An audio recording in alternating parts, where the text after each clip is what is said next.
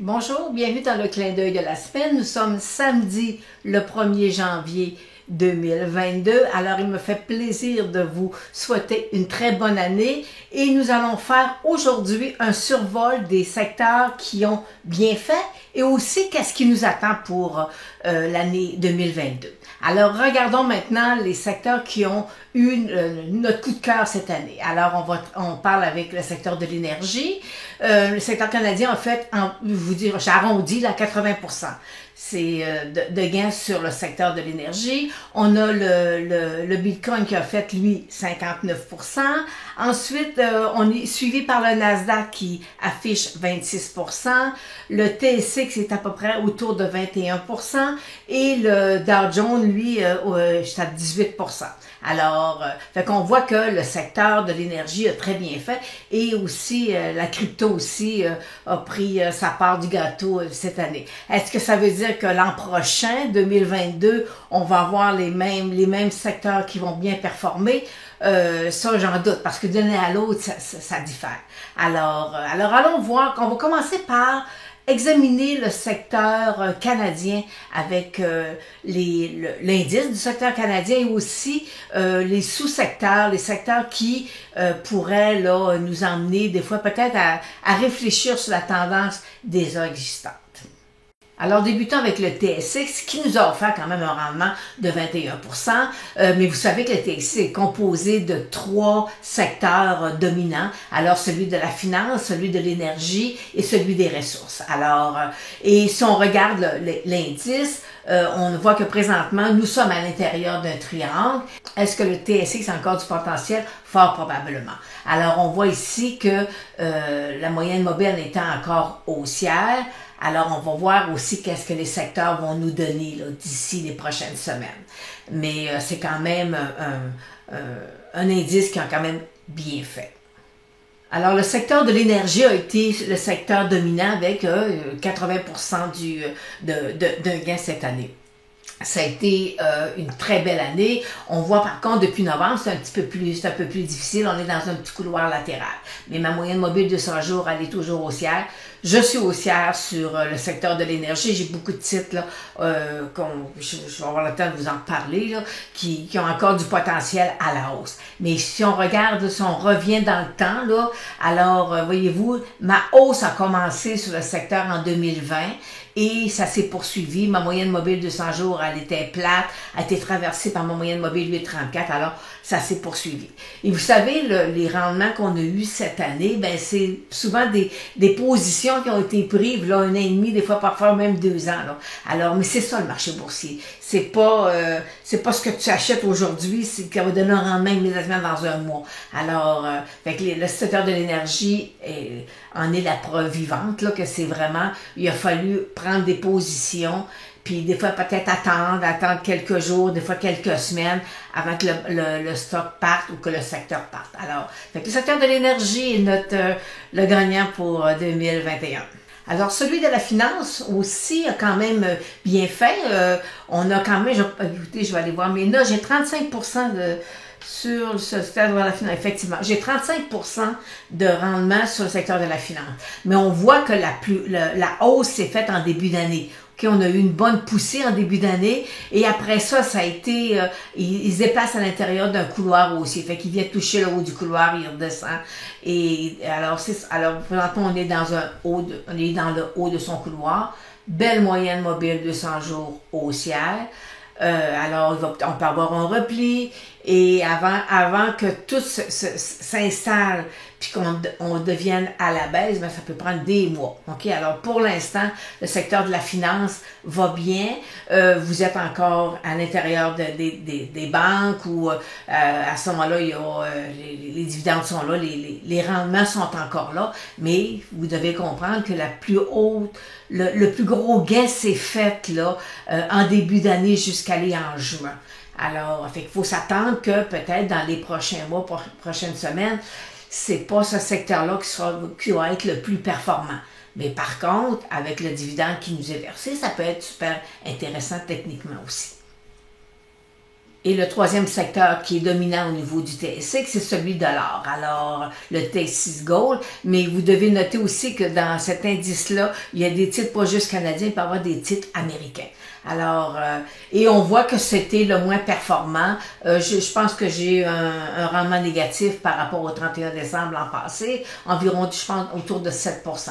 Alors, mais voyez-vous, on est une belle ligne de tendance baissière et j'ai une belle ligne de tendance haussière. Alors, présentement, il est à l'intérieur d'un fameux triangle. Il est sous sa moyenne mobile 200 jours qui est plate. Alors, est-ce que le marché va le faire rebondir? Est-ce que le secteur va repartir à la hausse? À ce moment, la seule façon de savoir, c'est qu'il faut analyser le secteur aurifère. Alors, tout à l'heure, on va aller voir les indices de l'or, du pétrole, et ça va nous donner une idée. Mais pour l'instant, il faut attendre vraiment qu'on ait une direction précise là, sur le secteur de l'or. Le secteur de la technologie a quand même est un secteur sur faiblesse présentement. Et on voit, je vous l'avais présenté, je pense c'est début décembre, là, où je vous mentionnais que j'étais à l'intérieur d'un triangle et il a percé. On a une moyenne mobile 200 jours qui est plate. Alors moi, j'ai encore une titre, là, je me dis le titre, il pourrait venir corriger encore un peu. Alors, faut faire attention avec le secteur de la technologie. Et le secteur de la technologie, on a des titres, pour vous donner une vue d'ensemble, CGI est dans le secteur de la technologie. Alors, fait que moyenne mobile 200 jours baissière, fait que là, présentement, on est sur un rebond. Et si jamais il revenait en dessous, à ce moment-là, on pourrait s'attendre à ce que le secteur soit encore un peu plus bas. Alors, selon moi, c'est un secteur qui est sur faiblesse présentement. Consommation discrétionnaire, on est depuis le printemps passé, depuis le mois d'avril, on est dans un couloir latéral. Moyenne mobile 200 jours qui est plate, qui s'aplatit doucement. Alors, puis vous savez que consommation discrétionnaire, c'est ce qu'on n'a pas besoin pour vivre, là, dans l'obligation. On doit se nourrir, mais dans la consommation discrétionnaire, c'est ce qu'on n'a pas besoin. Alors, c'est un secteur, voyez-vous, qui est un petit peu plus difficile présentement. Alors, on attend, est-ce qu'il va percer, sortir hors de son couloir latéral, ce qu'on appelle une phase 3 de Weinstein, où il va venir casser en 4. Pour l'instant, il faut le laisser travailler. Et fait que c'est un secteur qu'il faut faire attention là, avant de prendre des positions, parce que techniquement, il ne donne pas un signal d'achat comme tel. Et terminons par le secteur de la santé au niveau canadien. Vous savez que le secteur de la santé, c'est un secteur où le cannabis est prépondérant dans l'indice. Alors, et je vous avais, vous savez, dans mes clins d'œil, là, ça fait plusieurs fois que je vous en parle, et on a cassé un petit support ici, et je vous mentionnais que j'en avais un autre support à 45. Alors, présentement, il est venu toucher, il rebondit, il veut venir tester une deuxième fois son support à 45, et ce support-là est important, et je vais vous montrer pourquoi. Regardez, je vais aller vous montrer. Ici, là, voyez-vous, j'en aurai un autre, là, autour de 35 à peu près. Alors, si jamais il casse là, possiblement, il va descendre à 35, puis regardez, là, j'ai rien, là, j'ai pas grand-chose qui peut le soutenir, si jamais il cassait le 45. Alors, et là, ma moyenne mobile, vous savez, c'est du technique, là. Ma moyenne mobile 200 jours, elle est baissière. Le seul point positif que j'ai présentement sur le secteur, c'est que j'ai une divergence ici qui est positive. Alors, on va laisser le temps de venir tester son support. Il faut qu'ici, mes moyennes mobiles 8,34 reviennent à la hausse pour être capable de me dire que le secteur a quand même un potentiel. Mais ça, c'est présentement, au niveau là, technique, c'est un secteur pour traders seulement. Mais je vais vous présenter dans la section, c'est juste du technique, j'ai un titre du secteur de la santé. Alors, poursuivons avec l'analyse du Bitcoin, de l'or et du pétrole. Alors, examinons le Bitcoin. Tout à l'heure, je vous ai mentionné, voyez-vous ici, sur un an, on a un rendement de plus de 59%. Et ça, c'est le graphique sur un an. Alors, on va aller voir par contre un peu plus à court terme, qu'est-ce qui pourrait nous intéresser ou aussi où est-ce qu'on se doit d'être prudent. Je suis présentement sur le site de NetDania. Je suis sur ce site-là depuis des années. Alors, j'aime bien le manière de fonctionner. Alors, voyez-vous, là, présentement, on est sur le Bitcoin. Ma moyenne mobile 200 jours, elle est plate. Alors, ça veut dire que quand elle est plate, c'est que là, il va prendre une direction. Et si on prend une direction à la baisse, c'est-à-dire que la moyenne mobile 200 jours va casser, va se replier à la baisse et ça va prendre du temps avant qu'elle devienne à la hausse. Et le point technique, selon moi, qu'il faut surveiller, c'est ici, j'ai ma moyenne mobile 34.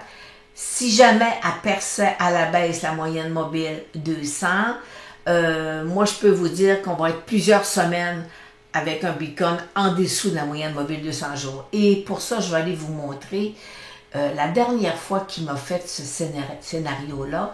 Voyez-vous, c'est l'année passée, le printemps passé.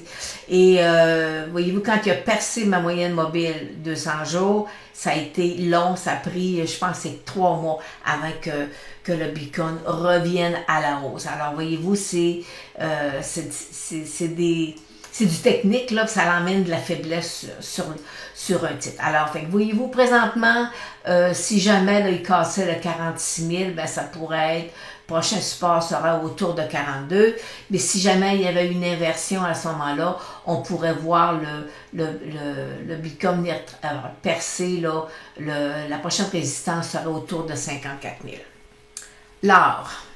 Alors, vous savez que ça a pas été une année extraordinaire sur le marché. Et ma moyenne mobile 200 jours, elle est là. Ce qui m'intéresse, moi, voyez-vous, si je tire une ligne comme ça, j'ai un triangle et je retire une autre ligne comme ça veut dire qu'à ce moment-là, l'or est coincé entre le 1800, peut-être 70, puis après ça, ici, le 1750, là, à peu près, là, je vais à l'œil, là, et ça veut dire fait que l'or pourrait se déplacer encore pendant un certain temps dans un couloir latéral, monter, percer, traverser sa moyenne mobile, revenir au-dessus. Alors, c'est du swing, là, on peut dire. Alors, pour l'instant, on n'a pas de direction précise là, sur l'or, alors il faut être prudent avant de prendre position là, sur les titres tarifaires. Terminons avec le pétrole. Le pétrole, vous savez, à long terme, je suis haussière et vous savez que le Delta et le dernier Omicron, ça l'a emmené une baisse là, parce que le reconfinement fait que les gens vont moins travailler, vont moins sortir en voiture, des choses comme ça. Alors, ça a un impact direct sur le pétrole. Alors, fait que présentement, voyez-vous, j'ai un sommet à 84 qui a fait avant les mauvaises nouvelles. Il lui perçait sa moyenne mobile 200 jours et là, il est revenu au-dessus. Mes moyennes mobiles 834 sont croisées à la hausse. Alors, et là, voyez-vous, j'ai une résistance autour de 80 $ le baril. Alors, mais pour l'instant, ça semble être positif là, sur les titres. À long terme, je suis haussière techniquement sur le pétrole avec la technique point d'une figure. On a plein de titres aussi là, je vais vous en présenter là, d'ici les prochaines semaines là, qui ont quand même du potentiel, mais présentement, il y a presque la totalité des titres sur le secteur sont présentement à la baisse. Alors, pour l'instant, il n'y a pas de presse, là. Il faut vraiment que le pétrole s'accumule, puis qu'il nous redonne un signal à la hausse. Alors, mais c'est peut-être ces titres-là qui vont nous donner un rendement, peut-être en 2023, OK? Puis parce que là, il faut qu'ils descendent en 2022, qu'ils se stabilisent avant de repartir. Alors, c'est ça qu'on surveille là d'ici les prochaines semaines. Tous les samedis, je vous parle du pétrole et je vais vous guider un peu là, sur ce qui semble intéressant. Examinons maintenant quelques indices américains. Alors, je vous parle du Dow Jones parce que moi, je préfère regarder le Dow Jones parce que j'ai 30 titres versus le S&P 500. Mais vous savez la différence entre les deux. Il y en a un, c'est la capitalisation boursière et l'autre, c'est sur le prix des titres. Et sur le Dow Jones, après ça, il y a un diviseur qui apparaît. Là, mais voyez-vous, c'est négligeable au niveau des rendements. Alors, tout à l'heure, je vous mentionnais que le Dow Jones, j'avais fait plus de 18%. Bon, ça c'est beau. Premier constat, regardez ma moyenne mobile 200 jours aller haussière. Alors, ça veut dire que le secteur américain est encore fort. On est ici, cette semaine, ça a été une semaine avec un nouveau haut, mais un nouveau haut sur du faible volume. Et j'ai fait un comparatif. Cette semaine, je regardais mon volume de 2020 et mon volume était plus élevé en 2020. Et là, je vais aller en 2019. Mon volume était faible en 2019. Et après ça, ben, ça a été l'annonce d'une correction boursière. Alors, moi, ce que je veux qu'on retienne, c'est que le marché américain, ou peu importe le marché, ça prend du volume. Alors j'ai besoin de volume pour pousser mon indice dans des sommets. Présentement, mon secteur est mon indice Dow Jones est dans un haut, mais j'ai seulement 50% des titres boursiers qui sont au-dessus de leur moyenne mobile des 100 jours. Et je vais aller vous présenter le graphique point and figure. Bon, le graphique point and figure, ça c'est de Dorsey. C'est un site payant. Et voyez-vous, lorsque mon marché là, en janvier, puis ça je vous l'ai présenté lors de la vidéo du 18 décembre, là, je vous l'ai présenté. Fait que ici c'est quand mon marché est en son sommet en janvier, là, puis tout le printemps jusqu'à l'été, j'avais 80% des titres qui était au-dessus de ma moyenne mobile 200 jours, comparativement aujourd'hui à 50%, puis je suis même descendue à 40%. Là. Alors, fait que je dois absolument avoir du volume qui va arriver sur le secteur, sur le marché, pour être capable de pousser mon indice là, ou au moins le maintenir là, à un nouveau sommet. Alors, fait que c'est le petit bémol là, que j'ai présentement sur le marché américain. Ma moyenne mobile 200 jours aller haussière. Alors, ce qui peut arriver, c'est que le secteur, il pourrait redescendre, là. J'ai mon 36 000, j'ai un petit support là. Puis, j'ai un gros support ici à 34 800, je pense, c'est ça. 34 800, j'ai un très gros support. Alors, fait que il pourrait, voyez-vous, il a déjà tenu de tester sa moyenne mobile 200 jours au mois de décembre, puis au mois d'août aussi, là. 1, 2. Fait que là, 1, 2, il fait plusieurs fois, là, qu'il vient toucher, là, ce support-là. Alors, il devient important, hein. Alors, fait que là, mais on a toujours une moyenne mobile 200 jours qui est haussière.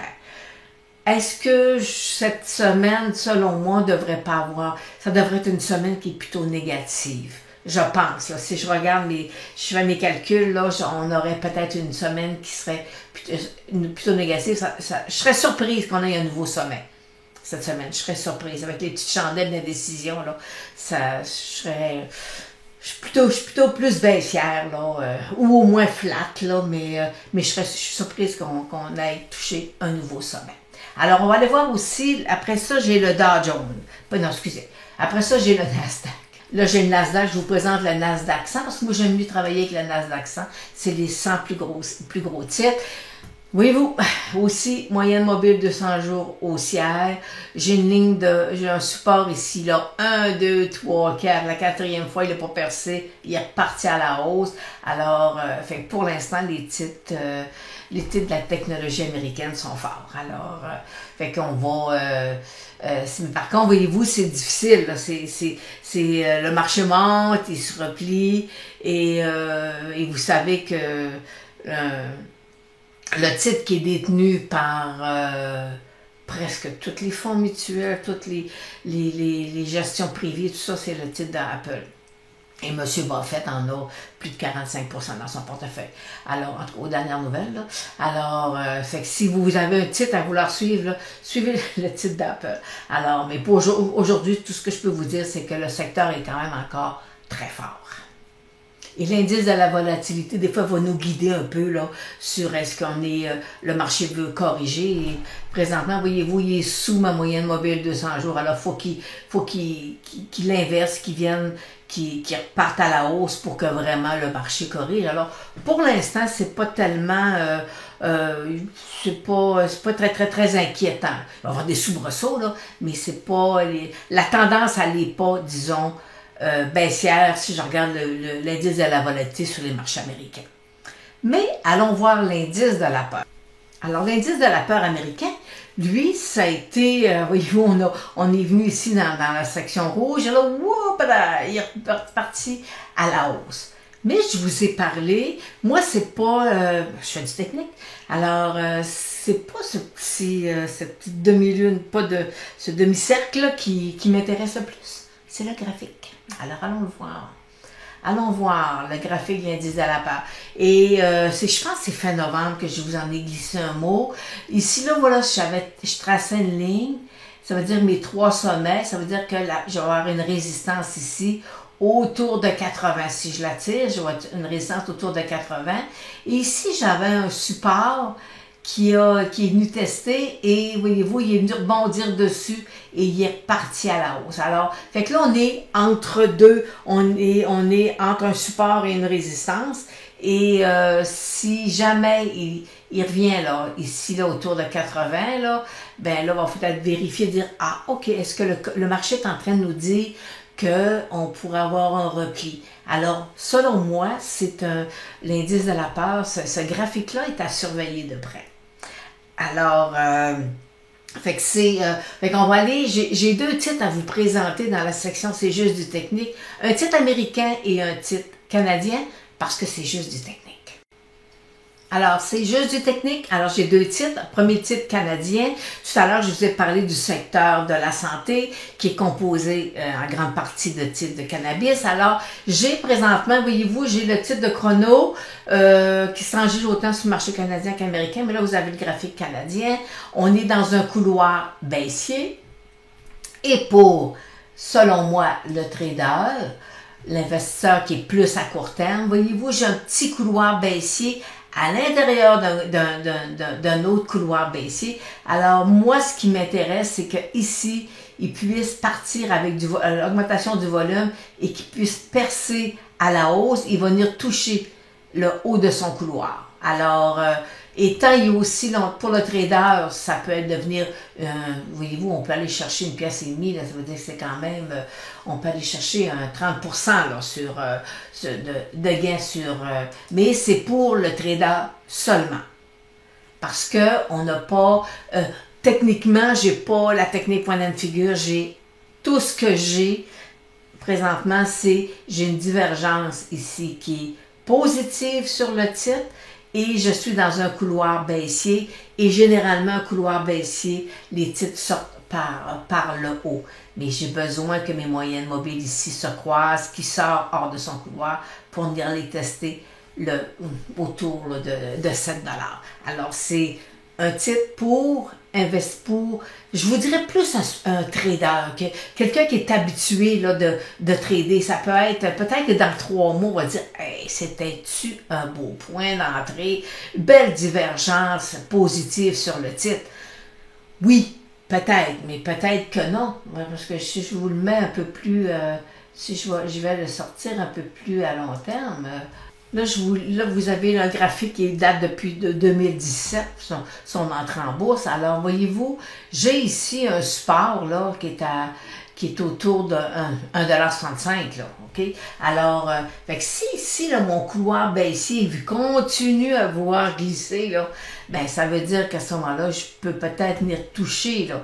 Ici, on va aller se mettre ici, là, on va aller ici, voyez-vous, j'aurai un support, un petit support ici à 3,5 $ à peu près. Puis le prochain sera autour de 1,65 $. C'est lui qui m'intéresse là. Est-ce que mon titre va continuer à glisser pour aller toucher 3,50 $? Bon, est-ce que mon couloir va vraiment se poursuivre? Alors, est-ce que ma divergence positive pourrait nous donner, dire on peut rentrer, mais si je dois avoir d'autres critères, il faut que mes moyennes mobiles 200 jours soient, pas 200 jours, mes moyennes mobiles 834 soient croisées à la hausse. Alors, mais ça peut être un titre qui est intéressant. Alors, de toute manière, je vais revenir. Vous savez, à chaque samedi, je reviens avec les titres là, que je vous ai présentés techniquement. Alors, allons voir celui américain maintenant. Le titre d'American Express, je suis à long terme, je suis baissière avec la technique point and figure. Mais ça, c'est un autre dossier. Là, présentement, on regarde juste à court terme. Là. Présentement, le titre d'American Express est à l'intérieur d'un triangle. Et voyez-vous, ma moyenne mobile 200 jours, elle est plate. Alors, fait qu'il faut vraiment surveiller, est-ce que le titre d'American Express va sortir hors de son triangle pour venir toucher, on a une petite résistance, là, un support, c'est-à-dire autour de 142 à peu près.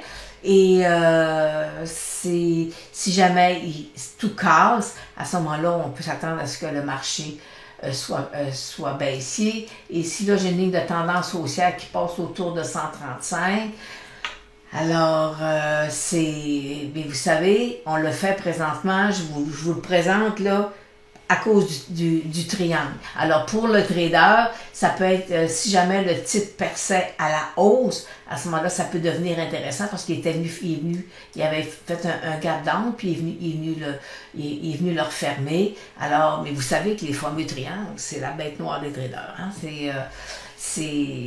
Puis, il est en plus, il est direct sur ma moyenne mobile 200 jours. Alors, moi, je peux vous dire que ce triangle-là va être important. Peu importe la direction qu'il va prendre, là. Une sortie par en haut, une sortie par en bas.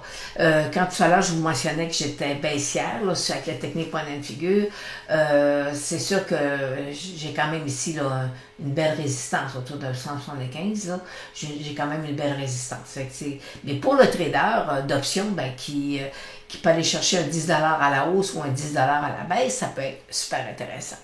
Alors, c'était les deux titres que je vais vous proposer aujourd'hui dans C'est juste du technique. Alors, sur ça, je vous souhaite une bonne semaine et on se revoit samedi prochain avec un autre clin d'œil de la semaine.